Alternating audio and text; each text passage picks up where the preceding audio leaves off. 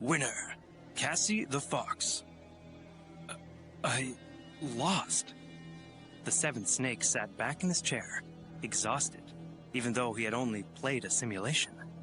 The desperate dodging, the careful shots, his impulsive dive at the end, the feelings elicited by the high-intensity action still reverberated in his chest.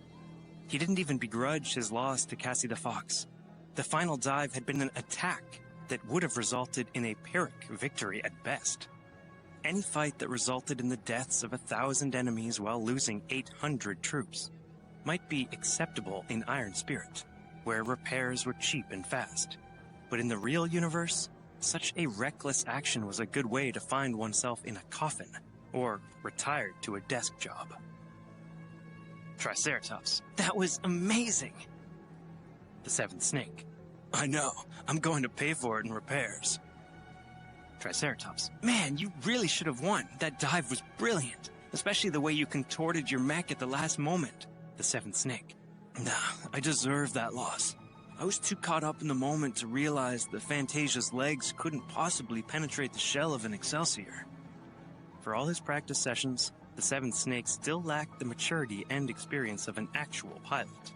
But his youth meant that he could currently afford to make those kinds of mistakes. Triceratops, so how was the Seraphim? Do you regret buying it? The seventh snake, it's definitely worth it, though I can't say other people will say the same. It has a very uneven performance. As long as you have enough energy, it's great. But if you run out, you're dead. I have a feeling I'm not finished trying to perfect my diving attacks. Triceratops, yeah, it would suck if you had to face off against a heavy mech again. They could just tire you out. So how does it compare to your other flight mechs? The seventh snake, the firepower isn't the best. It's fast and agile, but it came at a cost to my armor and endurance. It's a perfect long-range harasser. But there are other mechs that can do the same job a little better. Still, I like this mech. It's really beautiful, and I love the cloud generator. It makes me want to pilot it all day. Triceratops, do you mind if I share the replay with some other people? Seventh snake, sure, do what you want. The seventh snake dove back into the arena, and Triceratops sent the replay to his friends with a note to check out the new variant. Not everyone watched it, as many of them either weren't registered in the game or weren't interested. Those that did found the Seraphim to be an impressive-looking variant of the old Fantasia. But when they searched for the mech in the marketplace, they all unanimously balked at the price tag. Some of them even left mocking comments on the creator's store page. 8,800 gold per piece? I don't even earn that much in a year. Anyone who pays 3,300 credits for this under-spec'd mech is an idiot. Get your head checked, you greedy price gouger. This mech is sexist. There's no reason for the emphasis on its chest. Mechs don't wear bras. Some of the potentates forwarded the replay to their other friends and mentioned the Seraphim's price. Doing so caused a further ripple in admiration regarding the mech's beauty, as well as scorn at its price. The end result was that the sensation died down and nobody else took the plunge to purchase the mech.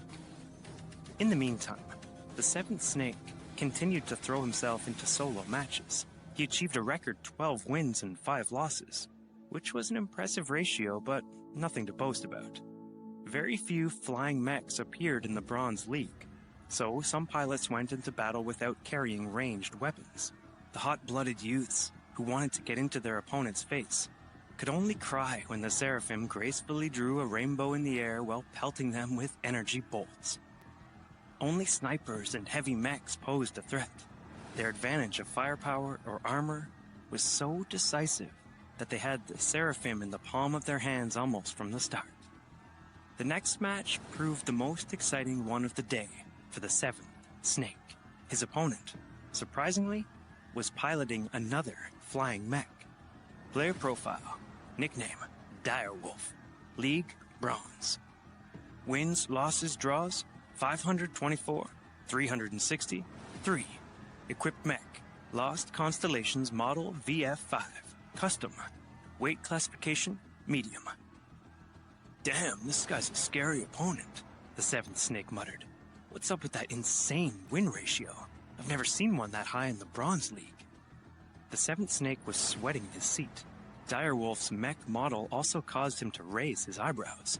The Lost Constellations company was one of the most mysterious mech manufacturers that had been established at the start of the age of mechs. They adhered to a different design philosophy and had been the first to introduce animal-shaped mechs on the battlefield. The famous Model VF was designed to look like a vulture. It exchanged speed for power and endurance. Though it was too slow to catch any light mechs, its cannons pumped out powerful shells that could shred heavy armor for as long as they were able to fire. Though its ammunition was designed to run throughout extended battles, the Model VF still posed a threat in melee range with its powerful reinforced claw and beak attacks. The VF-5 that Direwolf piloted was undoubtedly a customized variant. Consequently, any of its specs could potentially be different from its stock model.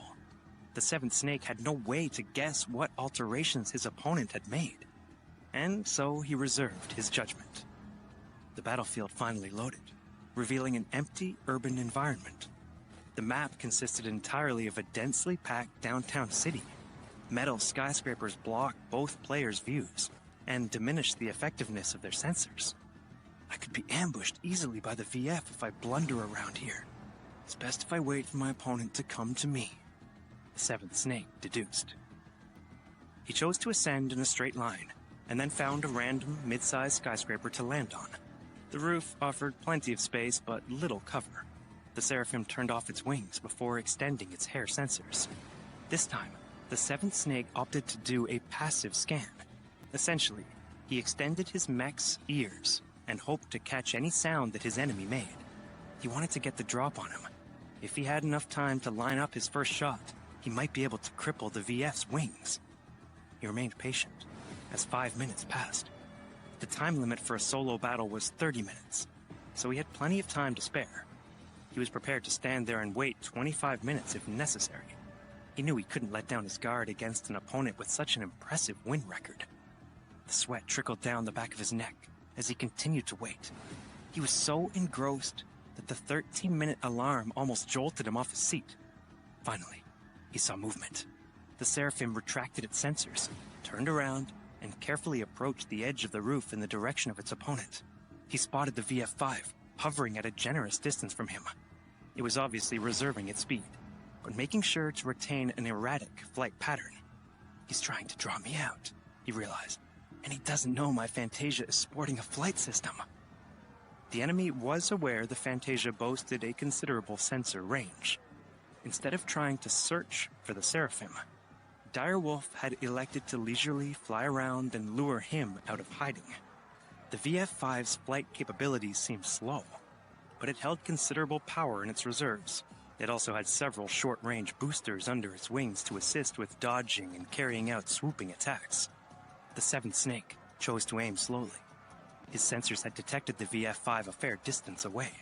With all the sensor pollution provided by the crowded urban environment, there was a high probability that his enemy hadn't spotted him yet. The Seraphim's red eye module shone brighter than usual as it locked onto the VF-5's left cannon, just beneath its wing. Because he hadn't received any sniper training, the seventh snake felt a slight tingle of excitement when he fired. The energy bolt that left the DMR's barrel soared rapidly through the air toward the Vulture like Mech. The VF-5, perhaps caught off guard by the projectile's unexpected angle, reacted too late. The wing and the barrel of its left cannon took a glancing blow. The hit had only resulted in minor damage to the VF-5's flight systems, but the damage to the barrel made the weapon inoperable. Direwolf seemed to be enraged, and the VF-5 opened its beak and let out a piercing scream. The sound wave disrupted the Seraphim's lock on the Vulture like Mech, causing him to miss his follow-up shots. The VF-5 activated all its boosters and accelerated quickly toward the Seraphim. The seventh snake abandoned his position and took to the skies himself. The Seraphim widened the distance while continuing to fire at the enraged Vulture behind it. The VF-5 could only helplessly dodge the shots while trying to keep up. It excelled at bullying ground mechs by shredding them with its powerful cannons. But with one already disabled and the other firing out of its effective range, The Vulture performed poorly.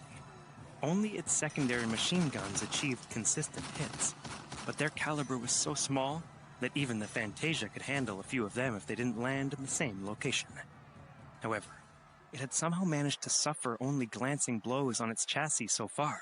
The Seventh Snake kept trying to hit the VF-5's essential systems, such as its wings or its engine, but it only managed to clip either armor or negligible systems. "The bastard's dodging pattern is strange," the Seventh Snake said. He grew more suspicious when his shots kept drifting away from their intended trajectory. Then, he realized what was happening. "I've got it.